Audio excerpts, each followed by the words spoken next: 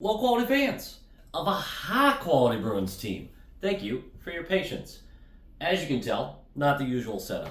I am currently in Boston for the development camp, and unfortunately, the plan that we had to make videos and recordings and whatnot kinda went to crap. But I still have my phone. I can still talk about some stuff, and the Boston Bruins did some stuff. They did a bunch of stuff. Stuff that genuinely I don't love. But I want to start the video with saying like, comment, subscribe. Nailed it. And the Boston Bruins are better next season than they were this season. They are, genuinely. Now, if we have the same injury luck or whatever, that's a whole different conversation.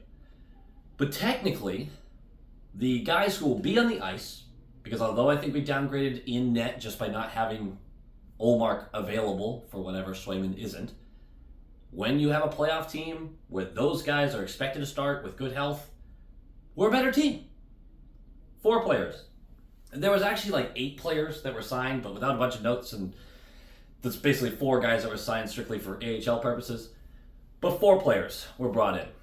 Swayman has not signed his extension yet, but we expect him to, and that should take up most of the rest of the money, and it appears that Sweeney is going to leave a few million available for trade deadline purposes. We're going to get into something to do with that in a bit. But let's talk about these 4 guys. The first one, Max Jones. Played for the Ducks last year. Had a 15 points-ish in almost a full season. Not great. I shouldn't say almost a full season, but not a great, crazy ad where it's going to be a needle mover. I would say that this is more along the lines of a guy who you want to add forechecking pressure. He's 6'3", 215 pounds, just kind of beefing up that bottom 6.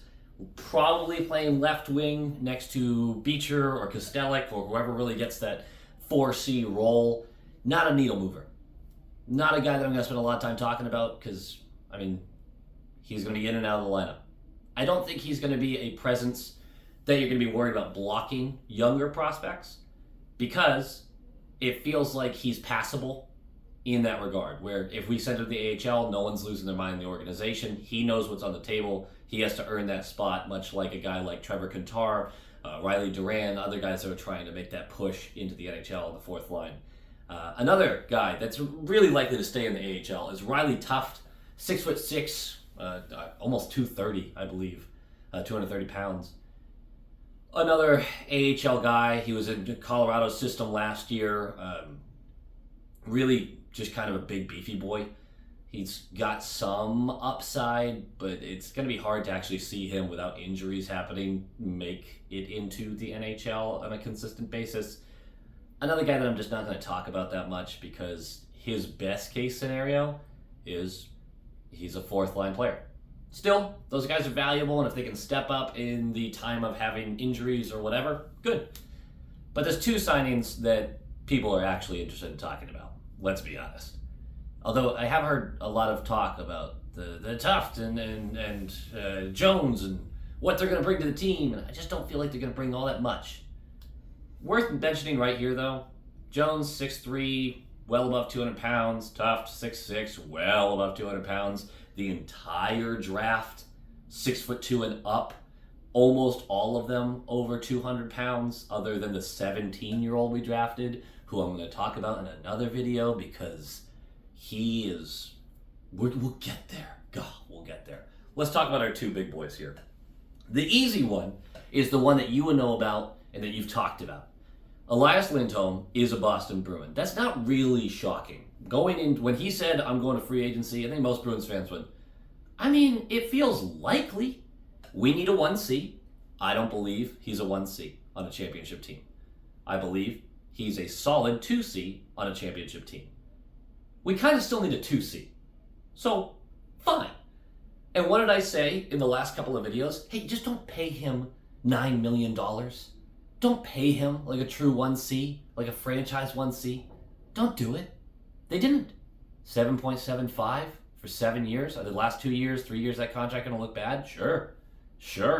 Sweeney, I think Sweeney knows that if a cup isn't in his hands in the next couple of years, he's not going to be sticking around anyway, because even if I think he did a good job, and some of you may not, I think he does a pretty solid job.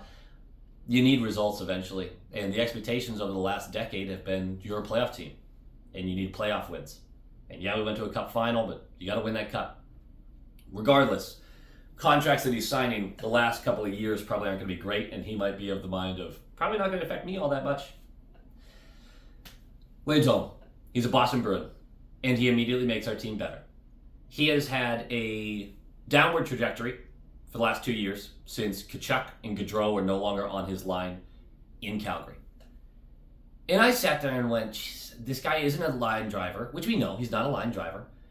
He's great at the faceoffs. He plays a 200-foot game. He's a jack of all trades, master of none. He's going to be open for a shot every now and again, and he'll get it on net. He's got a decent shot. He's got decent speed, decent back check, decent forecheck. He's a good top 6 NHL player. Is it an overpayment still? Yes. It's a free agent signing, 100%. But if he can recover some of that performance when he was 27 years old, he's 29 now, next to Pastrnak, I mean, this is fine. The next few years, you've got a guy in the middle who can win faceoffs, who can help elevate the power play, which has been struggling. There's just a lot to like about how it shifts the dynamic of the forwards. We need more scoring. Does Lindholm really fix that? Maybe not a huge push, but he certainly gets Zacha out of a top 6 center role, and we know that Zacha's been better on the wing. So all of a sudden you have Zacha, Lindholm, Pastrnak, you have Coyle, you have Marchand, you still have an open slot in the top 6, so it doesn't solve all your problems, but you slightly overpaid for a strong 2C. Yes, the downward trajectory is scary. Yes, it's a risk. If Sweeney was going to try to fill holes this offseason and not kick the can down the road during Pastrnak and McAvoy's prime, you had to make a move like this. Teams get themselves in trouble sometimes with moves like this.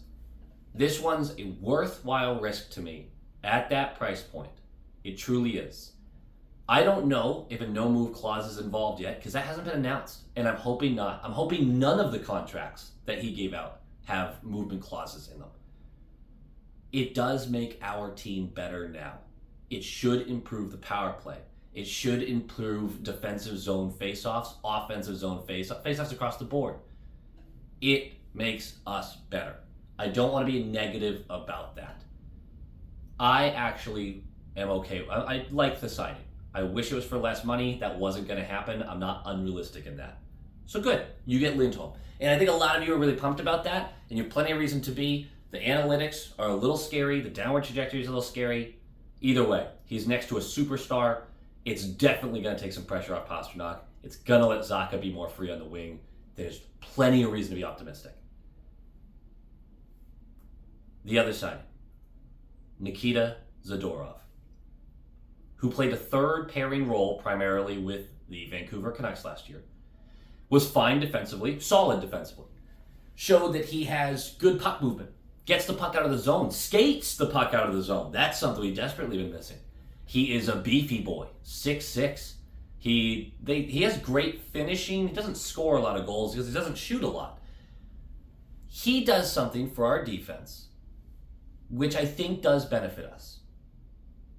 6 years at $5 million a year is ridiculous for the type of performance he's had over the last 2 seasons. It's an unbelievable overpayment. And you are desperately hoping that he returns to a form when he was 27. Now, hey, you might go, well, Oakwall, both the Calgary Flames players started underperforming when they lost a couple franchise guys over there, and there was a toxic locker room, and that team sucked, and I don't know, a bounce back seems likely. A bounce back does seem likely. Optimism, absolutely. Overpayment, 100%. Wicked overpayment? Yeah, with this one, Lindholm's overpaid. Zadorov, whew. He clears the front of the net. He takes way too many penalties, but he makes guys think twice. People will hesitate around him. Playoff hockey? There's a conversation in the war room for Sweeney about the way the Panthers played the last 2 seasons against us. I think he's trying to respond. Teams oftentimes find themselves getting in trouble with this, where they try to respond to a specific team, and they make themselves overall worse. Zadorov doesn't make us worse. He's a four-more upgrade, absolutely, particularly with getting the puck out of our zone. He's just way overpaid because he's a third-pairing dude. Also, the frustration, if you want to be negative about it, is, well, what about Lohrei? Well, guess what? Lohrei is starting the year on the third pair. But let's give this a positive spin. For those of you who feel negatively about it, like I do, I don't like the contract. I would have rather had Schmidt, who went to the Panthers for less than $1 million. Not a steal for them. Yeah, they are really turning it on down there. After winning the Cup, too. Yikes. No. Let's put a positive spin on this. Let's say your pairings are Zadorov, Mac, Lindholm, Carlo, Lohrei, Peak. And you go, now you're burying Lohrei. He's not going to have as many minutes. What if what we're trying to do, which puts a lot more pressure on Monty, but mid-game, the pairings are whatever the situation needs. You have an offensive zone face-off. It's a third period, down by a goal, Lohrei, Mac. In the neutral zone, you need a little bit of presence. You want to make sure that you're settled defensively, but you want to push the puck up, Lindholm, Carlo. Defensively, you got a 1-goal lead late in the game? Well, that's Zadorov, Carlo. And then you mix in Peak and Lohrei and McAvoy, wherever you need to put them. It just depends on where you are at in the game. And so all of a sudden you look at your minutes and you go, McAvoy's averaging 22 minutes a game. Yeah, absolutely. And then, of course, Carlo has his typical about 20-ish. And then Peak is down in the 18 and below. But on the left side, you look at it and you go, okay, Lindholm's getting 21 minutes. And Zadorov is getting about 20 minutes. And Lohrei, he's getting about 19 minutes. Everyone stays fresh. Everyone's used in different situations. They get used to playing with each other. Some pairings will be better than others. It's not like we never had them in a blender anyway. I think if you trust Monty and his system and his line changes, you can look at this and go, all right, we are a different type of team, a modern team, but that plays physically. And our defensive pairs will be completely dictated by what we need in the moment. And Lohrei not getting stunted growth playing 13 minutes a game. There's going to be games like that. This is what this option gives you, is you jump out to an early lead. You're up 3-1 after 1. Guess who's getting most of the minutes after that on the left side? It's Lindholm and it's Zadorov. And Lohrei, you're used more sparingly. And he gets it. He understands it. Defense is not actually the strong point of his game. It gives you that flexibility throughout. But on average, everybody gets their minutes. Now, I don't know this is the plan, but it certainly seems like it gives you that option. It also means, towards the end of the game, and whether you're up by a goal or down by a goal and you're worried about fatigue, why are you worried? Look around. Who's sitting at 27 minutes? No one. Everyone's got fresh legs to a degree. That matters too. That matters mentally more than physically, or at least just as much. So is it an overpayment? Is it a little bit of a, hey, we're hoping you are what we want, not what you've shown yourself to be over the past couple seasons? Absolutely it is. I can be so negative about this deal. I could crush this deal. Analytically, I could crush it. But I don't think, what does that help? What does that do? We know the risks with this. The deal's too long. The last 2 years won't be good. But we know the risks with this. It's an overpayment for a guy who played a more sheltered role on a team that was okay walking away from him when they're trying to make sure that they're making that next step. They're super comfortable with walking away from him. They brought in DeBrusk. That sucks. I'm going to miss that DeBrusk a lot. I just think you can be negative if you want to be. You can talk about these free agent signings as overpayments, and you'd be right. But you can also sit there and go, I can see how this team is better this year. I can see how this could work in a perfect scenario, or even not even perfect, but a good scenario. There's reason to be optimistic. And so I wanted to initially have the trade, make a video and just crush this. But why am I doing that? I don't pretend to be some, I'm a professional national broadcaster. I'm a fan of the team. I want this team to succeed. I see the negatives. I talk to you about the negatives. But until I see them on the ice and the negatives are present, what am I going to do? Well, I'm just going to be a negative Nancy about this? Absolutely not.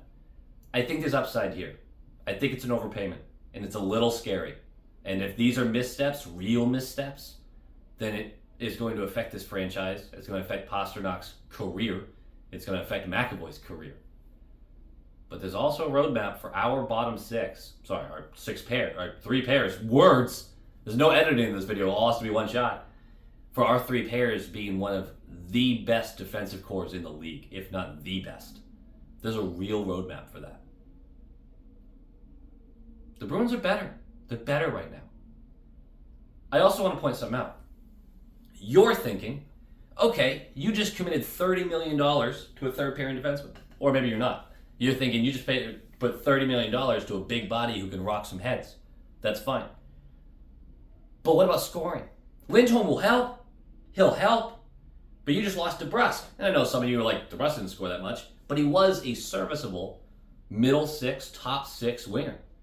And he spent a lot of the year injured. There's an open spot. Next to Marchand and Coyle, who's on that right wing? I'll give you a second answer. Is it Geeky? Frederick? I mean, I'm not against a little Freddie action. Don Sweeney has purposefully, for the first time that I can remember, left a top six position open. Purposefully. And letting a prospect go get it. Now, McQuaid made some statements about how Liesel just needs to take what's in front of him. They think he's made major strides towards the end of last season and the offseason. He's got to be healthy. Concussions, shoulder injury. He's had bad health luck. But they're really high on him. He said, make the plays that are there. That's what McQuaid said about Liesel. Make the plays that are there. You don't have to come in and set the world on fire. Make the plays that are there. Now, Merkulov's in the conversation too. Who knows? Somebody might surprise us. Another prospect. Unlikely, but it might be.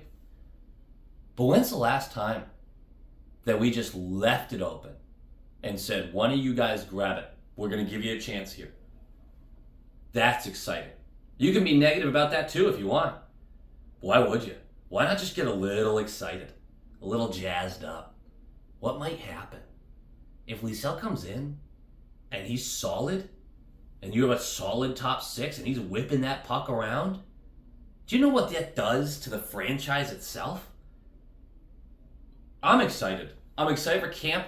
The development camp's going really well. There's a few guys that are real fun to watch. Pacha seems to be taking things mostly at three-quarter speed, half speed, but he looks healthy, and he said as much. He said, I've been going basically full throttle in the gym for almost a month. There's a lot to be excited about. And I think the team's better. Do I love these contracts? No, I'll be honest about that. Do I think there's a ton of risk with them? Absolutely. At the end of the day, though, there is a roadmap for this going really well. The Boston Bruins are better today than they were 48 hours ago. That's really what matters at the moment, right? Well, anyway, thank you for being patient with this. We're going to have another video come out about development camp very soon. And other than that, go Bees! Go Bees!